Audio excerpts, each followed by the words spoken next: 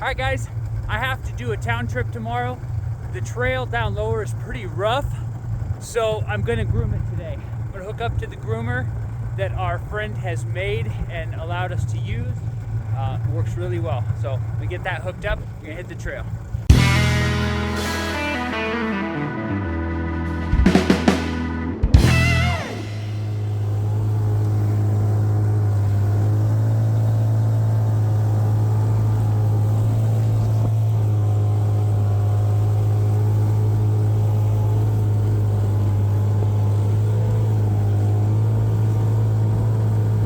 I'm on the road. I'll tell you, when I groomed the trail yesterday, it was a little bit frustrating because the wind was blowing so hard, and anywhere outside of the trees, the wind was creating huge snow drifts. So I was kind of wasting my time dragging the meadows, dragging the trail out in the open because it was just being undone by the wind.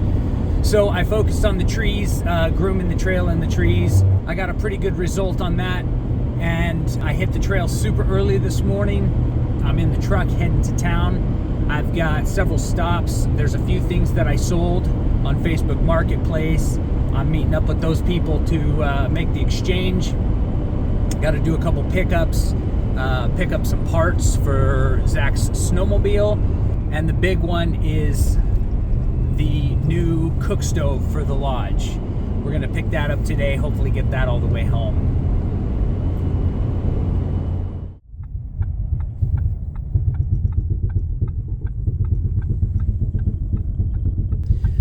All right, guys, hit a little hiccup today.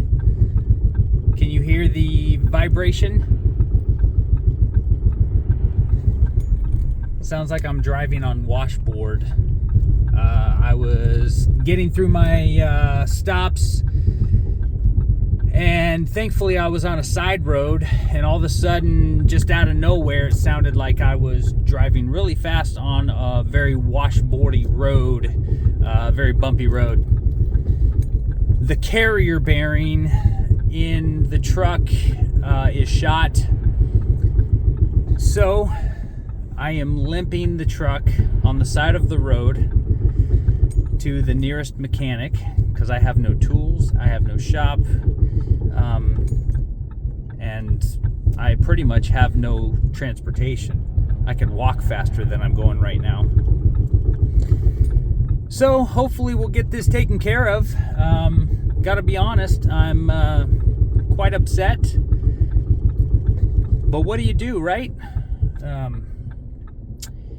It is what it is. So hopefully the mechanic will give me good news. It won't be terribly expensive. It's something that I could probably do myself if I had a shop, but I don't. Much less, no tools. I don't even have any tools. I mean, I've got tools with me, but not tools to do a job like that. So we'll get it to the mechanic. Hopefully we'll get some good news. All right, so today I'm just bottling my kombucha for a second ferment. And like we said about the sourdough, this is not a how-to video because I don't know what I'm doing. I'm still learning. So yeah, Joe's gonna help me, my lovely assistant. We've tried some kombucha at my brother's house in Florida. He's making some of you guys know Jeremiah, and he's making some pretty good kombucha. So Bonnie decided to get some peach nectar for the lovely folks at Kearns there because we both love peach. How much are you measuring? I think I'm going to do half a cup.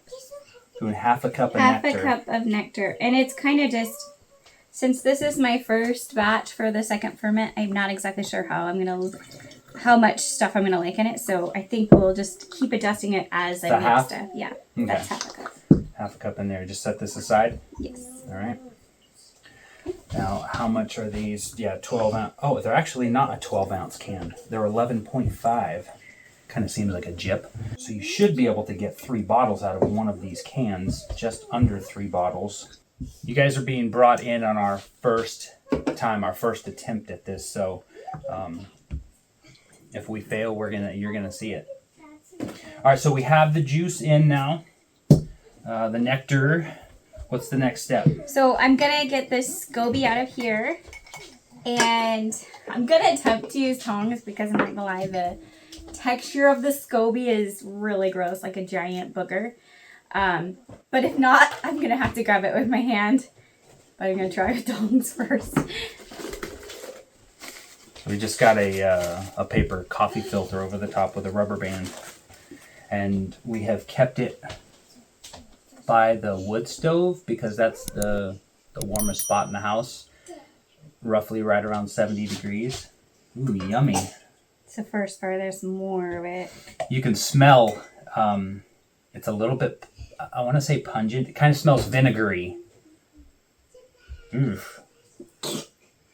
So a new SCOBY starts forming. I don't know if I should look too close. I'm going to gag here. Want to reach in and grab it for me? Actually, I think reaching in and grabbing it would be better than just watching it. Oh my gosh. I'm gonna have to Wow, grab that's something else, guys. You should be close. I'm You gonna should start be dry heaving experiencing. over there. The smell isn't terrible. I do enjoy like a red wine vinegar on my salad and stuff, so I'm not opposed to vinegars. I love mustard, and that's very vinegary. Ooh, it feels like egg white, basically. Okay. All right. This is fun stuff. I'm going to give it a little better shot here. Hopefully the camera can see what's going on. Okay, I'm going to call that good. I'm going to put a cup of the tea in with it. Here, give me this. So, I want to pour a cup of the old tea does in. this need to be rinsed out? No, I think it's Okay. fine. I'm going to put... Because you All right, want so some of your old tea to start again There you go. with your next batch. So you save the SCOBY. You take a little bit of the tea that it soaked in prior, and you save that for the next batch. And then now this is the drinkable juice, the drinkable kombucha, and we'll strain it. And then after we strain it, do you want a bigger container? Because this might take forever. You good? You want me to pour? No, I think I can. All right, go for it. I'll hold steady. I can see some floaties in here, in the strainer. All right, so how much are we putting in each bottle? You want to leave plenty of room. I'm only going to do mine probably to... Okay, so we won't measure it, we'll just pour. Yeah. Okay. Oh, and maybe that's okay. Yeah, see, I know what I'm doing. I was guesstimating how much was in the funnel versus where it was at in the bottle. This ain't my first rodeo pouring liquid through a funnel into something. I'm probably going a little bit light on this, but until I know about how much it's going to fizz, I don't want my bottles Got it. kind of Trial and error. Yeah, I'd rather do So a little what- bit less than... So you said it's going to start, it's a second ferment. Yeah, it's going to make it actually carbonated. So what is the benefit of kombucha aside from if you just like the flavor? It's really good for your gut health. It has really good bacteria in it. So a lot of people say like it improves their digestion, and And we all could use a little help with that, right? we need to do some... Oh, I feel like we could do a tiny bit more. Okay. Bonnie and I really like to, more natural approach to a lot of things. And in our research and digging and just educating ourselves, as many of you might know, we'll just set this off to the side. This is going to be... Your gut health is kind of the beginnings of the rest of your health for your entire body. Well, hey, slow down. It's not draining because of all the... Give me the tongs. Here. I would try to put it in while there's still a little bit of juice in there because it'll dump out easier than if it's completely dry. All right. Jeremiah, my oldest brother, his kombucha. I didn't watch the whole process. Bonnie did more so. But when he was straining his, there wasn't as much small particles from what I remember. There was this huge big slab. Because his SCOBY is a lot older. Yeah, he's and been ours doing it for a will while. get thicker as it gets older, and then... Which is, thank you. That was why I was explaining that. Ours is kind of a mess the first time around, but I think as it gets older, it may become easier. I mean, most things you do, the more you do them, the easier they become, right? All right, back to filling bottles. This fluid looks nice and clean. It's a little cloudy, but no floaties. That's the important part. And one more bottle. Looks like we might just have enough to do our 6 bottles. Where did you get all of this stuff, hon? So I bought it off of Amazon and from a company called Bucha Brewers, and you can just buy the whole kit if you want. Because of being out here, it's going to be a lot easier to just get everything all at once. And the bottles and the SCOBY, everything came with it to get started. Just have a tiny bit left over. Extra. We'll put it back in the with the SCOBY, the growth, the big booger, and let it be for our next batch. All right, so you just lock these down? Yep. And how long do we let these set? Well, I'm going to keep an eye on the bottles, and it kind of just depends as I start to see really good bubbles, because I just want it to be carbonated. That's really all I'm doing with this second ferment. So I'm not sure. It's going to be a few days at least. Okay. Depending on how fast it ferments. Will it be ready to drink after that? Yeah. As soon as I mean, you could drink it right now, yeah, right? Yeah. Yeah. Some people don't do this second stage. I just like it better flavored. Okay.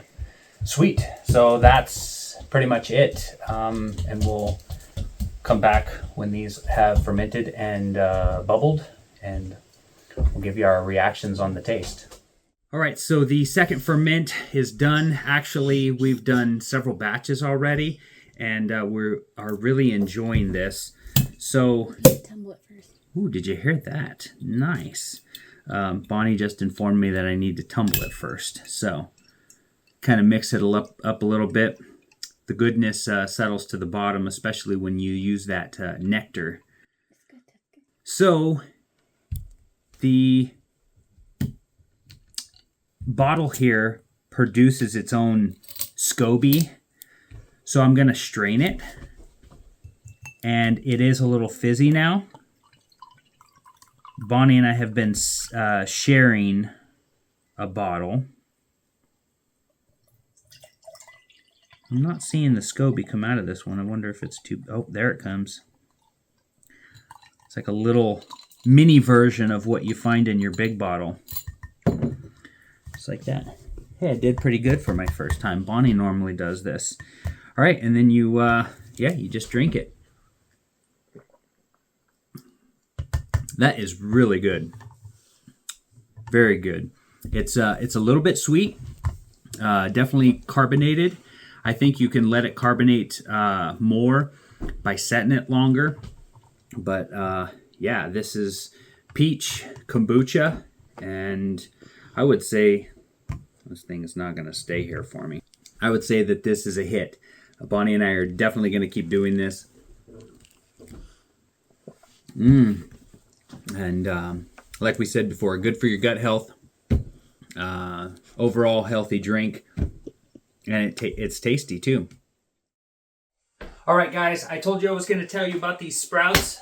Some of you asked for it in the comments, so here it is. Super simple. I'm going to put the links to this stuff down below so you can get them. You can click right in the description of this video, and it'll take you right to Amazon to get this stuff. Super easy. I'm telling you, anybody can do this. You don't have to have a green thumb or anything. So I bought some alfalfa sprouts. They also have, I believe, broccoli sprouts, and also like a salad mix, which has broccoli, alfalfa, and like 2 other seeds in it. I've had those. Very tasty. So also, I bought these lids off of Amazon. Comes in as a pack of 4. And it's just a fine metal mesh in there. So, you get a wide mouth mason jar or Kerr or whatever brand you got. Just a wide mouth canning jar. And you can screw this lid right on there. Super easy. You take your seeds. This is a 1 pound bag. And all you're going to do is take 1 tablespoon in the jar. Let's close that up so I don't have a disaster. All right, let me fill this in the sink real quick. And you don't even really need to fill it. Some people, you watch videos on YouTube, they'll say, fill the jar all the way up. All you're doing is soaking the seeds, okay? Now at this point, you'll let that set for 12 hours. So what I like to do is I like to pick a time in the morning, 9 or 10 a.m. Because I know I'm going to be up by 9 or 10 a.m. I know I'm going to be going to bed shortly after 9 or 10 p.m. So there's your 12 hours. Soak these for 12 hours from 9 in the morning till 9 at night. After 12 hours, dump the water out. And then you just take your jar after the water's dumped out and you set it at an angle like that in a Tupperware. You can even set it like this on a countertop. I like mine, or next to the sink, you know. I like mine to be just like that on the countertop. And then let another 12 hours go. And then the next morning or evening, wherever your cycle is at, you're going to rinse the seeds. Get them wet again. You don't have to put a ton of water in there, but you'll put it under the tap, your faucet, and make sure all the seeds get wet. Do that. Dump the water out. I like to rotate my jar as I'm dumping the water. It kind of lets the seeds get coated all over the jar. You'll see how it works when you do it.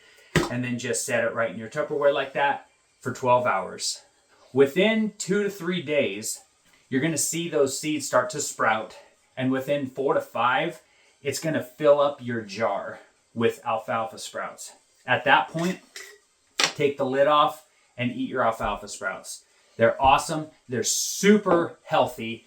I've read that sprouts of any kind, alfalfa, mung bean, broccoli, pinto, you can even take seeds, beans off of your shelf if you've got beans in a bag in your pantry shelf, and you can soak those, do the same process, and they will sprout. So any sprout is 20 times more nutritious than the actual vegetables. Now, that's what I've read, and that's what I've heard online from several different sources. So anyways, links below for this, links below for these lids.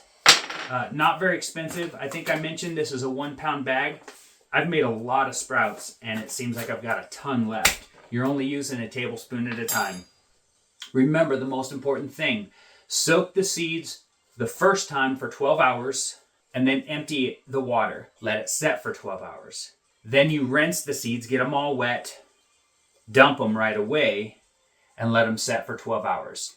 So you're only soaking them the one time for 12 hours. After that, you're just getting them wet and rinsing them, and then emptying the water and letting them set for 12 hours. Super easy. Within 5 days, 4 to 5, 6 days at most, you're going to have a jar full of sprouts. All right, guys, I got the range. It was a little bit more work than I originally anticipated. My trip into town was going to be quick. It was only going to be half a day. I was going to be back to the trailhead by 1 p.m. I left early in the morning, and things didn't go as planned. Thankfully, Ford thought of us customers, and instead of just having to replace the carrier bearing, they said, no, you need to replace the entire driveline because it's all one unit. So thank you, Ford, for that, sarcastically. A lot of money later, and sitting in a mechanic shop for 5 hours, the problem was fixed. I had to spend the night in town. I'm back on the road, back on the trail, got all my gear, got some friends with us, all the way from Montana, and this is their first time out at the lodge. We're super excited to get them out. So we got Lynn back there, Holly right here, and Lynn is charging me to drive this extra load, but he is certified to tow snowmobile trailers. So I'm gonna get back on the trail. It's a little breezy today, but a gorgeous day. As you can see behind me, Denali is out in all its glory. And yeah, we're gonna get home, get warm, and just enjoy some good fellowship.